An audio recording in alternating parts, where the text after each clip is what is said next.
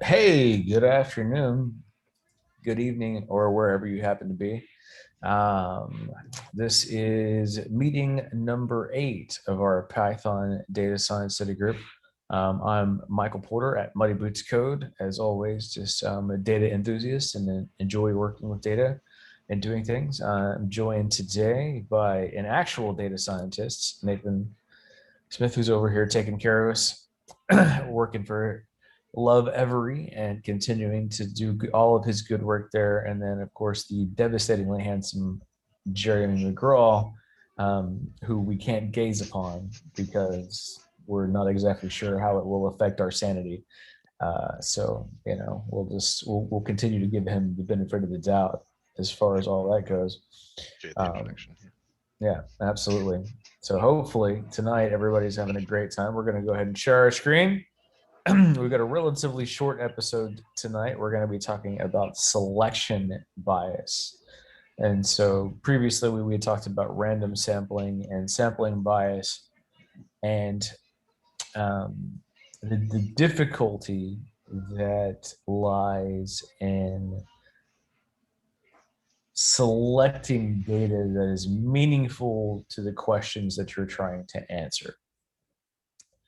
And one of the things that we know for a fact is that human beings are, on our own, we are terrible predictors.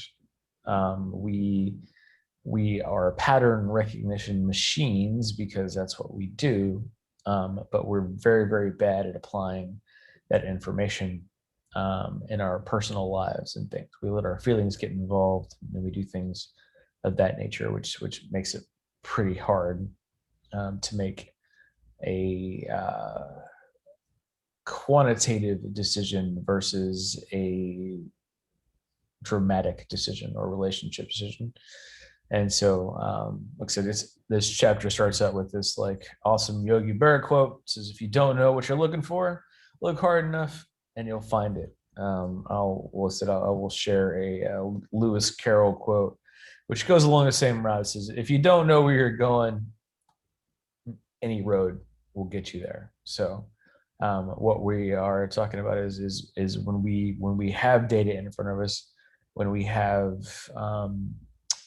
information in front of us, if we don't already have a really good idea of what we're looking for and how to break that down, we can fall prey to a number of different biases that are gonna kind of hurt us. So again, like I said, we're sitting here. Selection bias is like we just selectively choose data, whether it's um, randomly, whether it's whatever else. But human beings rarely act randomly, even when we think that we're acting randomly. I forgot what it was. There was a some kind of study, and it was basically like um, when you send people into a maze and they think that they're turning left or right randomly, well, they're mostly turning toward their dominant hand, whether they Interesting. are, whether they know it or not. The vast majority of the time, they're turning, either right-handed or left-handed because that's who they are and that's how people work. That's we as human beings overestimate our abilities on a massive scale. I think one of the things like the uh, I'll talk about really shortly, which is a book I'm reading, which is really great. And I said, if this makes this guy any more money and he wants to send some my way, that'd be great. We'll see how that works. But this art of thinking clearly, and it's great because it talks about all these different biases that we have. And one of those is the overconfidence bias, by which like 92% of Americans believe that they're above average drivers, which is not possible. 84% of French men believe they're above average lovers. Like this just doesn't work this way. This is we have a mean for a reason, but human beings consistently and almost always overestimate their actual abilities. And so here we are looking at picking data to solve problems. And so we're looking at the selection bias. And so we have selection bias, which is, like I said, it's just bias resulting from the way in which the observations are selected. Data snooping, which is we will look at data trying to find patterns and trying to recognize things that are interesting, even if they're not. Like even if it just stands out for just a little bit. And then we have this vast search effect, which is basically a non-reproducible result from repeated data modeling with a large number of predicted variables. And so, we talk about this, if your job as a scientist is to have a theory, and then you're supposed to gather evidence that supports that theory. And one of the biases that human beings are incredibly prone to is confirmation bias. We look for things that support our theories versus counterexamples. And everyone is guilty of this. Like we all want what we want to be true, and we all want it to work the way that we want it to work. And so you have to be very, very careful about how we choose those things. And so, again, human beings like function as pattern recognition machines because the things that we're evolved to do, hunt, fish, pay attention to when the tide comes in, pay attention, whatever, these are patterns that exist and exist naturally. And so that we try to work on them. And so, except, we look at this available data, we try to make a pattern out of it, but are we just like creating that pattern because we want to see one? And I'm hoping, like I said, at this point I can tap Nathan and be like, okay, maybe you can give us an example from your career at some point where you were just convinced absolutely that there was a pattern in this spot, and further digging there wasn't. Oh yeah, that happens all the time in regular data science, where we make a mistake along the way and somehow data leaks into the model that shouldn't be there or something, and we find out, oh, I've got an R-squared of 0.97. Like, well, that's a little too good to be true. And whenever it seems like it's too good to be true, it probably is. There's something that's gone wrong, and we have to go back and see if we can reproduce the result, and understand what's happened. One of the common ways that I think selection bias enters into a machine learning experiment is at the beginning when we are identifying outliers. Sometimes there's just junk data and you have to omit certain records because the data was collected improperly, or the value that you see there just doesn't make sense. If somebody is negative 20 years old, or their body temperature was 500 degrees or something like that, it's obviously a mistake. But then there's other times where, if I would throw out this data point, my fit would be so much better. But is that data point really wrong, or am I just throwing it out? And if I throw out enough data points, eventually I'll find a really good pattern. But are those outliers that I've defined as outliers really mismeasured, or is there something different about them, or am I just selecting the data to fit my model? No, absolutely, and that's the thing. So we have that confirmation bias, and that contributes to this thing, selection bias and sample bias and all these kind of things. That we want to prove what we believe, and then so we ignore the counterexamples and things like that. So if you torture the data long enough, sooner or later you're going to find what you want out of it. You're gonna get that question. Go ahead. That really comes down to your integrity as a data scientist too.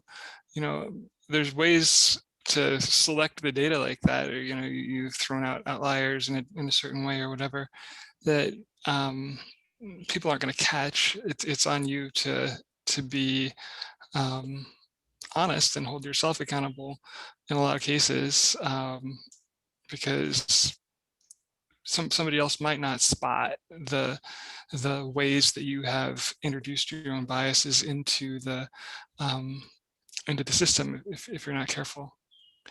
that vast search effect, I was thinking we looked at those funny spurious correlations a few sessions ago, where the per capita consumption of mozzarella cheese is highly correlated to the number of civil engineering doctorates awarded, or those kinds of things.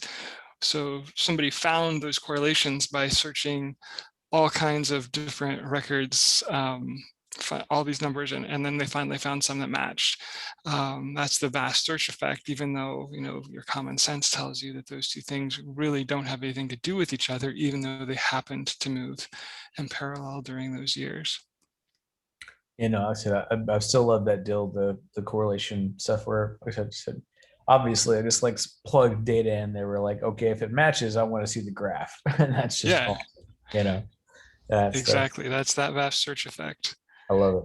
I love it. And another topic that comes in here as we get farther into data science is this idea of overfitting a model, where they talked about if you add enough variables, eventually you'll be able to find some kind of a pattern that goes with your data, but it won't be reproducible for the next new set of data that comes in. And that's the concept of overfitting, which comes up a lot in data science. And this is one kind of introductory taste of why that can be a problem. No, absolutely. Because like I said, no one wants to be wrong. We want to find things that we can do, and we do whatever else. Like you said, that integrity piece is huge, right? Because what has been one of the it's not a top trend, but it's been a trend over the past 3 or 4 years. We've had all of these startup companies show up, and they're like, "I have wonder product. Wonder product is going to revolutionize the world." And so then they do their funding, they start up the funding round, they do the thing, they do whatever. Everybody makes millions of dollars, and then all of a sudden it's like, oh well, the product was too good to be true, thing doesn't happen. And no one even bothered to ask the question, like, is this possible, or is it real, or is it whatever? Because we like stories. People like stories a lot, and that's one of the things follows. What was the what was the it's the female CEO. She had the Theranos, that what was blood, it? Yes, Theranos. blood thing, Theranos. Yeah.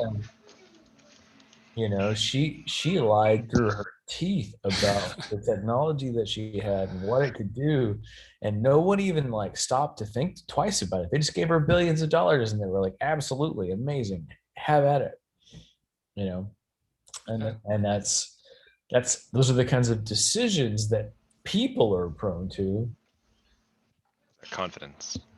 Yeah, absolutely. What is it? We love stories. People love stories.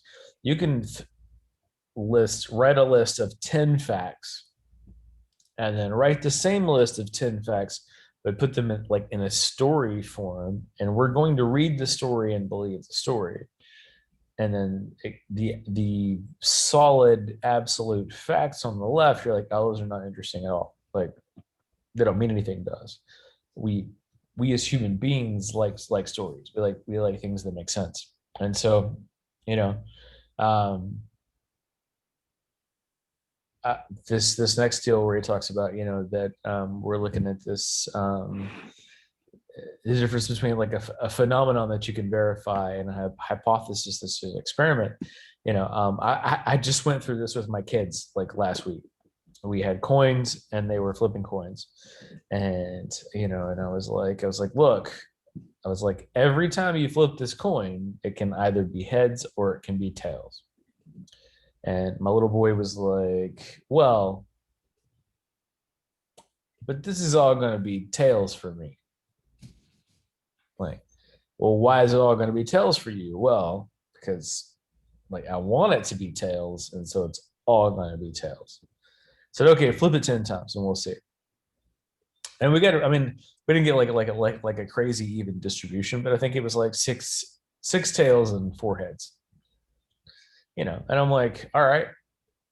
So is it always going to be that, or is it always going to be one or the other? And his answer, because he's 7 years old and he's a human being, he was like, well, it was mostly heads because I wanted it to be heads.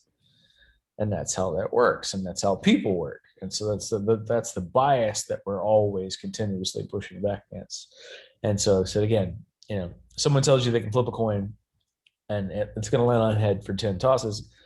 You do that, they do it, and it works because that's just how chance works. And all of a sudden, you're like, this person is a magician. They're amazing. They have the ability to change the outcome of what these coin tosses are. And like you said, like honestly, that's a 1 in 1,000 chance, but it can happen. And then we said, we talk about as the data sets get larger, now like imagine you're an announcer at a sports stadium and you go, there's 20,000 people there, and you're like, every single person in the stadium has a coin, and you're like, all right, everyone flip the coin. 20,000 people flip coins, and if you get heads 10 times in a row, we want to know about it.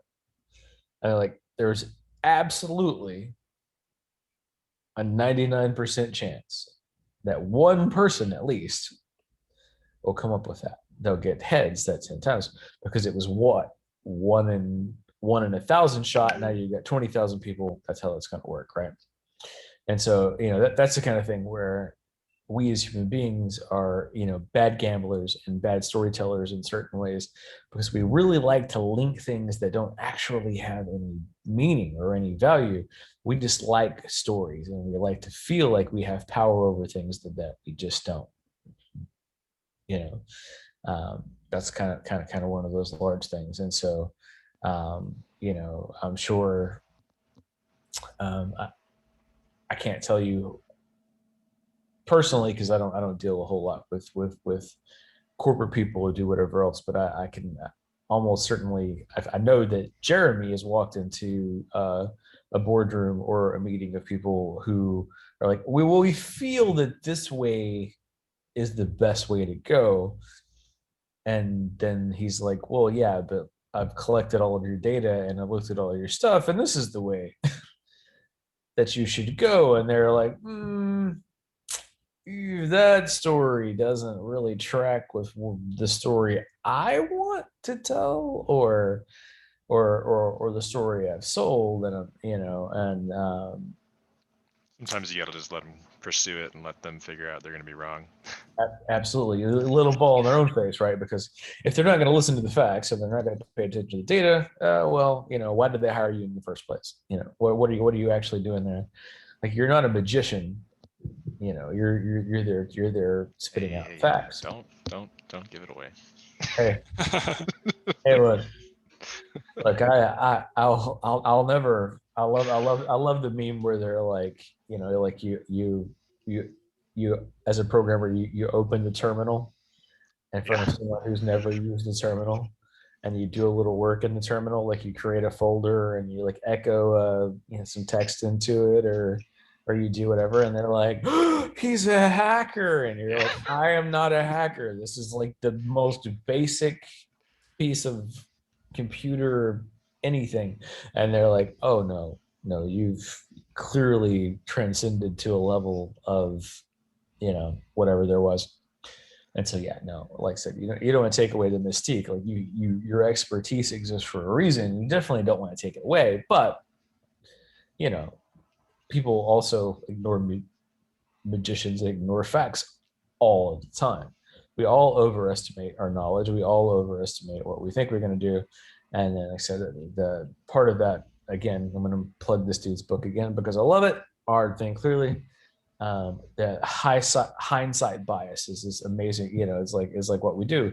We've all lived through things we shouldn't have lived through.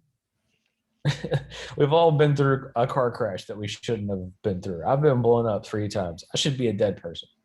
And so, like, we've had people who lived through hurricanes, and then, like, they're like, I lived through 3 hurricanes. Hurricane number 4 is not going to kill me. You had an equal chance of dying every single time.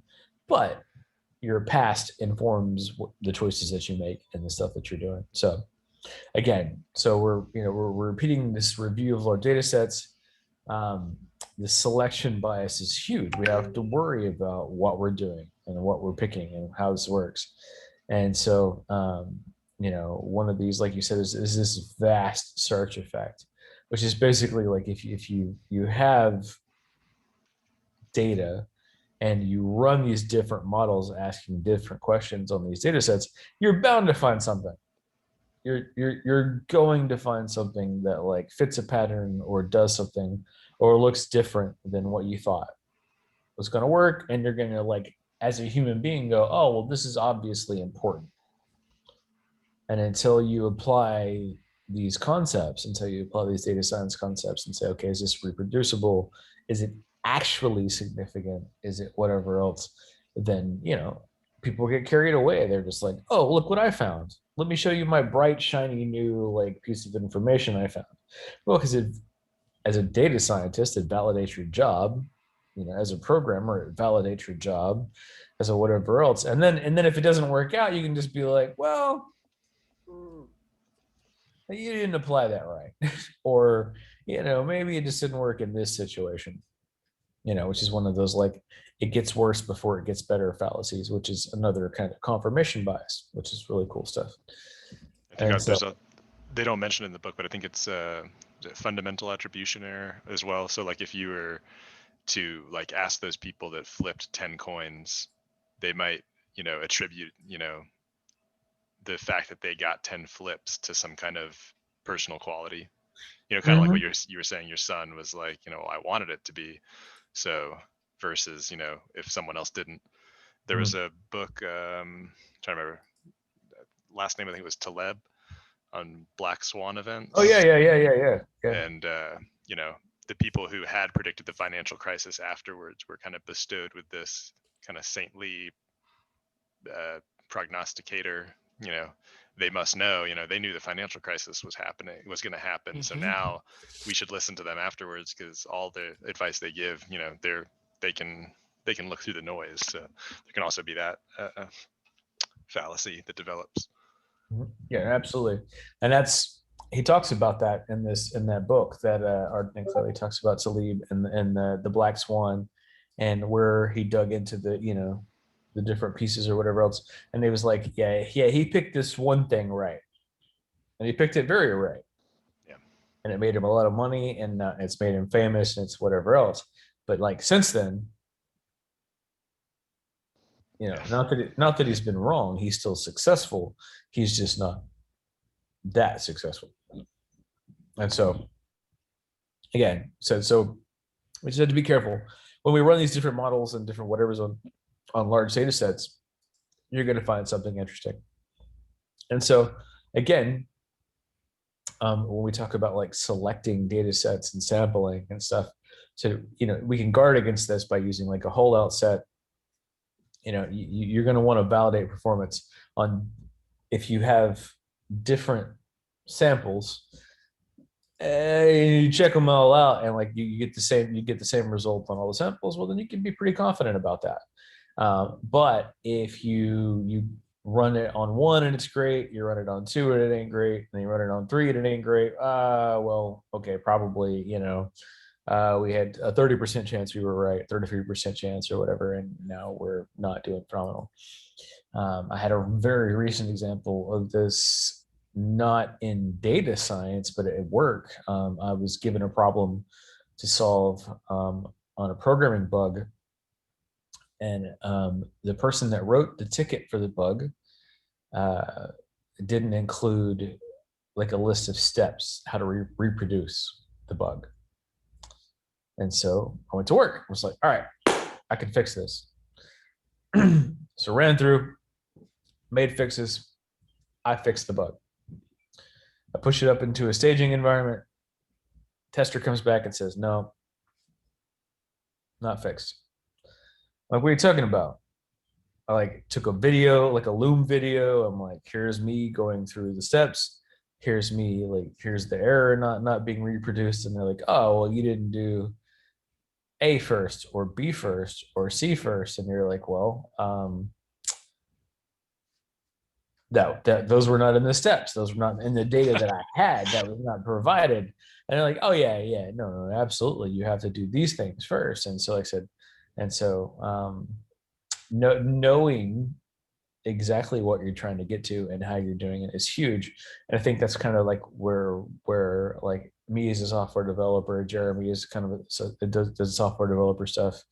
I don't know if it affects you in quite the same way, Nathan, but like a lot of times you're isolated from what your user is actually trying to do, or the person that's actually making use of the information is doing, and that those pieces of it are so important, because you can make a fix or make a decision or make a conclusion that doesn't fit anything that anyone needs. It works great, but it doesn't work for the use case this person's trying to do.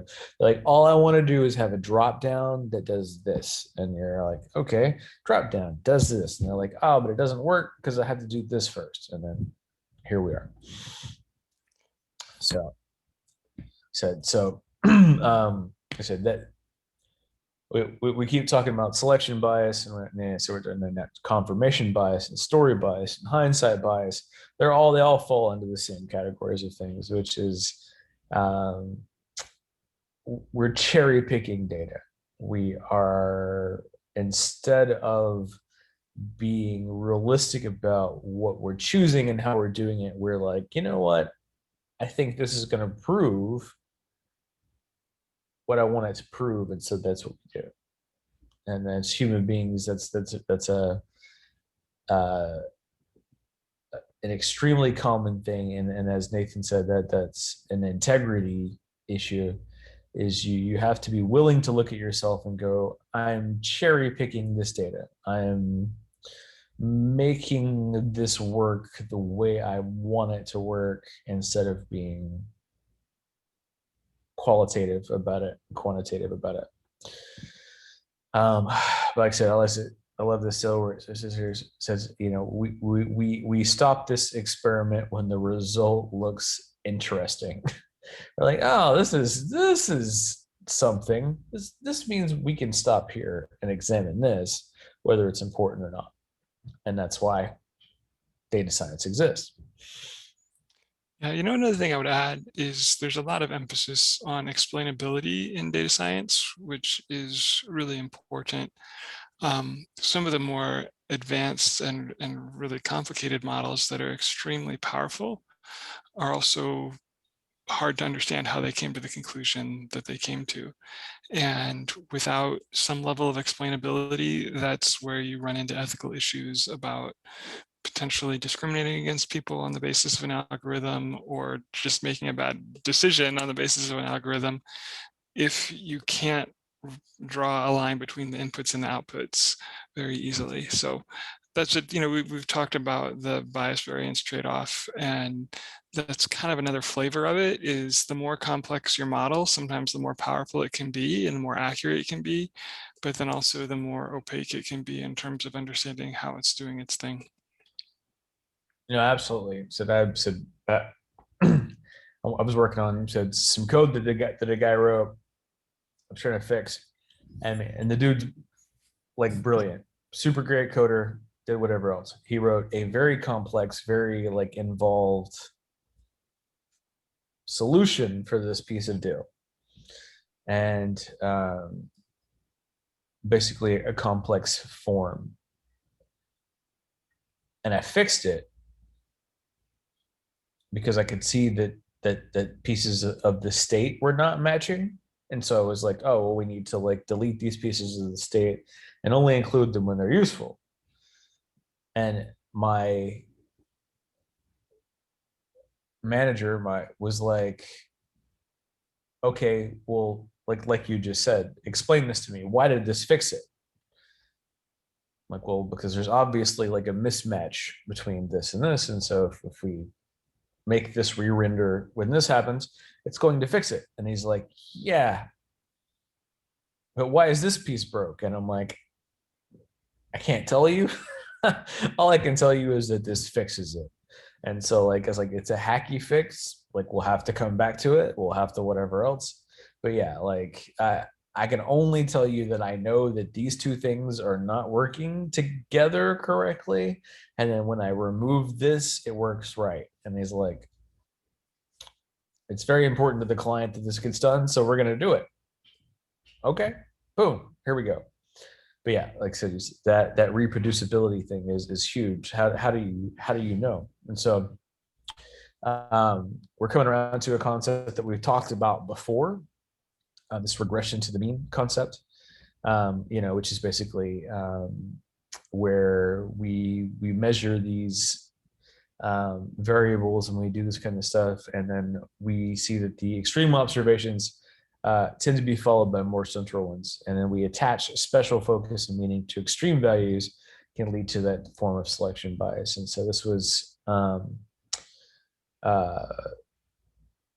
where if it were true that like basically if two tall people got married that they would have tall kids, and then if we had like they married another tall people, that their kids would continue to get taller and taller and taller, and at some point we would have giants, right? We would have giraffe people, and that has not occurred in life. There's a median height which people return to. I like what it talks about here.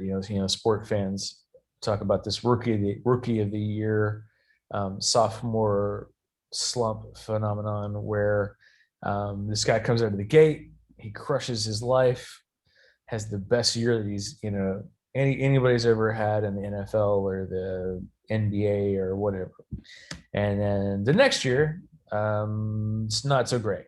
We're like, well, this guy was not this phenom that we thought he was going to be. He was not going to be whatever else. I said, and they fail to take into account these two things, like skill and luck, right? Like if you're a professional sports player, you have probably a base level of skill that allowed you to get selected and allowed you to be in there. And then there's luck, and so I forget what it was. I think it was called, it was like the John Madden curse. So like they had the John Madden football, video games. And so like it was like for 10 years, like the first person they would like slap on the cover of the John Madden football game, like their next seasons were just terrible. Well, not terrible, but they were nowhere near the performance like that you would associate with someone who got put on the face of a video game.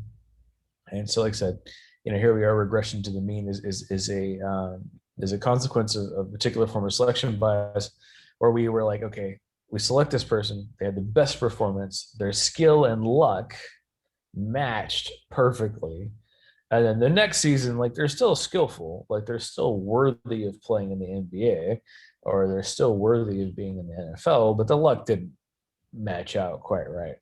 And so again, like I said, then they fall into this spectrum of, okay, now you're in the middle. Now you're a median NBA player. Instead of catching and instead of shooting 2 or 3% higher than you shot last year, now you're shooting at the median, and now you do this kind of stuff like that. So it negatively affects their perception, but it's the truth. Like there is a median skill level in that profession. Every once in a while, you're going to knock one out of the park, and every once in a while, you're going to be better. But to expect anyone in any profession or any whatever to get better every single time and increase it's just not realistic. And we as human beings kind of tend to think that way, right? We're like, oh, okay, you're going to be this productive or do this whatever work. I don't know if have y'all read or seen the movie Moneyball? I have not. That's embarrassing to admit as a data scientist, but I have not. It is very good because they go in and they start talking about that, like, so there's two different concepts. So and this is baseball and the NBA. And so and in the NBA, what they did is they started putting together teams of like of like the most exceptional players. So it was like LeBron James, Kobe Bryant, Shaq, whatever. They would stack the teams so hard that the skill level was so high that they were guaranteed to win a championship. Like it was going to happen. And so, I mean, that's what happened with Miami Heat. That's what happened with the Cleveland Cavaliers. That's what happened, whatever, where they entered this whole new era in the NBA where these star players were changing the game. But baseball, one player on a baseball team doesn't matter how good they are. It doesn't sway the game that much. It doesn't change the outcome that much. And 3 players doesn't, 4 players doesn't, because like the lineups are so big and they play so many games that so much stuff happens. It doesn't whatever else. And so what they started figuring out is like that they tried to recruit 2 or 3 star players onto a team. And by the time that they recruited them to the team, they were actually physically, mentally, whatever, not at their prime. And so, yeah, you would have 3 or 4 marquee name players on a baseball team, but they weren't that great. Like they couldn't carry the franchise through to the end. And so what they started doing was looking for people younger who fell into this like next quatrail that they were consistently so good that they would win more and more and more games. I don't know how many games are played in a Major League Baseball season, but it's like it's 100 something plus games. It's a a staggering like number of deal. But they figured that like if the overall quality of your team was in this quatrail, you were going to win. Like you were going to end up in the playoffs, you were going to end up in the whatever else. But if you spent all of this money chasing 2 or 3 star players who couldn't bring your whole team up, it didn't make any difference. This is a really cool concept, but I said again, watch the movie, read the book. It's a lot of fun. Absolutely. But we talked about this before. Like I said, this regression to the mean, and I said it was discovered by Sir Francis Galton in 1886. Who was, I think we talked about this. Was the cousin of Charles Darwin, and sadly was like one of the people who was a massive proponent of eugenics and things of that nature. But he used a scatter plot and regression to the mean to prove that basically that's a real thing. So instead of, like I said, instead of like tall parents and having taller and taller and taller children, they regress to the mean, and then everyone kind of averages out. Like you will definitely have some people who are taller, you'll definitely have whatever else, but overall, on a long enough timeline, everyone regresses to the mean, and we work from there. And so you may start out having your rookie year may be phenomenal. Your next year is probably going to be average. Your other years are probably going to be average. And then if you do better than the average and you make it, then you're doing pretty good. So again, regression to the mean means to go back. It's distinct from statistical modeling method of linear regression, which is also a machine learning deal where we do linear regression and figure things out. So they are not the same thing, not to be confused, not to be whatever else, but I like that. But I like that they felt that was like worth including a warning in here that regression to the mean is not linear regression, not the same thing. But so there, again, here we go. We're going to when you're doing this work as a data scientist, or when you're really interested in data, you're specifying this hypothesis, you're collecting data, and you really have to guard against bias. You have to work on that incredibly hard. And like for me, I don't even know.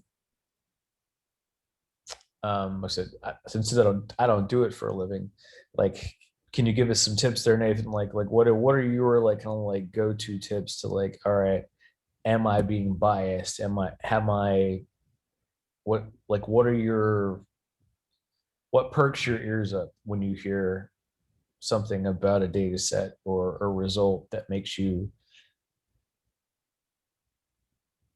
think, okay, this is probably biased? Sure. Well, you know, when we are taking a sample, we want to see, did we sample everybody? So, you know, I used to work in clinical trial industry, and did we have a broad sample of demographics involved in this clinical trial, or was it only people from a certain background? Because maybe people from a different background have slightly different genetics and respond to the medicine differently. And so making sure that, you know, we've included examples from the whole possible range of data rather than what was the most convenient to collect, um, is an important thing to think about when we're um, looking for bias. You know, the ideas that they talked about as far as having a holdout set, a test and a validation set are really important to prevent overfitting. But if all three of those data sets are drawn from the same biased population, then you're going to still do a good job of predicting what happens for people who are like the people that you sampled, or situations that are like the situations that you sampled, but it won't necessarily generalize. And so the things that you have to think about are not necessarily the technical things about how do I build this model, or, you know, how do I write the right Python code or whatever. It's more you take a step back and understand that most of the time when we're dealing with machine learning, we are saying that the future is going to be like the past, and you're picking a data set to find that pattern and then kind of extrapolating that forward.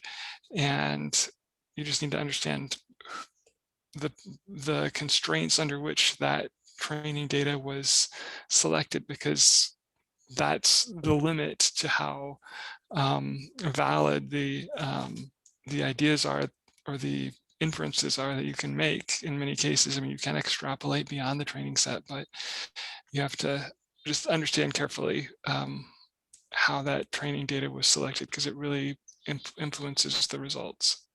Okay. Yeah, no, it's one of the things that they talk about. So we go back here in this book, we talk about um, confirmation bias and other things. They're like certain phrases and certain things that should always like make you like perk up. It's like, oh, well, this is just an exception. What? Why? Why is it an exception? You know, hey, we expected this to be this way, but it actually turned out this way. But that's an exception. Mm-hmm. Like, you know, that's a whatever else. These are things that should make you question what you're doing, and then make you question what you're picking up here. I read somewhere that you have to look out for ly words, like typically, normally, especially, Yeah. you know, those type of words are give you a hint that there's some kind of trickery at play. Absolutely. Or maybe not necessarily trickery, but some kind of, well, so definitely some kind of bias, right? yeah. Like you're like, oh well, you know, usually this guy is really nice, but yeah, Normally I take the trash out on time. today we watched him punch a clown in the face. You know, that's probably, you know, more more closely related to his actual character than what we usually do. But yeah, no, love that stuff. So it says, you know, further reading, we have a Christopher J. Panucci and Edward G. Wilkins article identifying and avoiding bias in research. And we also had this Michael Harris article, Fooled by Randomness Through Selection Bias, which talks about review and selection and stock market trading schemes and perspectives of traders. So again, that was actually a relatively short chapter or whatever else, but quite a bit to talk about in there when we're dealing with bias and dealing with how we're doing all that kind of stuff. You know, especially when we get to regression of the mean and all the kind of stuff like that. And yeah, that's it's a lot to think about. That's a lot to think about. Like if you're going to kick off your own data science projects, or you're going to deal with someone else's, well, like I think what Nathan said is probably the most pertinent piece is, okay, we're here. How do we retain our integrity and still do our jobs, and then also have meaningful results?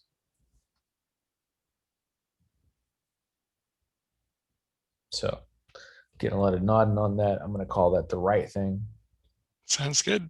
Yeah, I'm going to stop the share over there. All right, thank you all very much. As always, we had an interesting session, and then whatever else. We can next week looks like sampling distribution for statistics, covering the central limit theorem, standard error, and then some further reading. So hopefully that will be something interesting that we can do. As soon as we get this finished, we will go ahead and upload it, add everything to, and Nathan, you said you were going to be out on June the 8th. That's right. So I'll be here next week if we're available.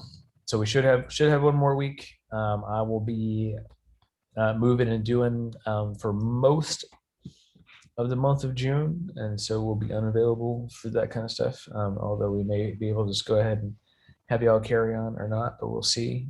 Otherwise, we'll look to pick up in July and keep all that stuff going. But as always, thanks everyone. Thank you for coming to meeting number 8 of our Python data science study group, where again, there was no Python involved.